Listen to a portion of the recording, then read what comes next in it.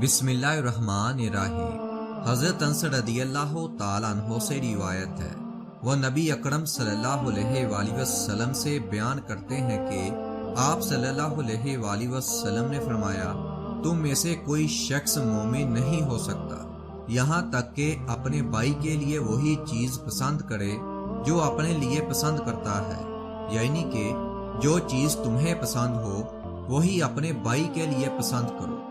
حضرت ابو ہریرہ رضی اللہ تعالیٰ عنہ سے روایت ہے، نبی پاک صلی اللہ علیہ وآلہ وسلم نے فرمایا، قسم ہے اس ذات کی جس کے ہاتھ میں میری جان ہے، تم میں سے کوئی بھی ایماندار نہیں ہو سکتا حتیٰ کہ میں اسے اس کے والد اور اس کی اولاد سے زیادہ محبوب نہ بن جا۔ اسی طرح حضرت انس رضی اللہ تعالیٰ عنہ نے روایت کیا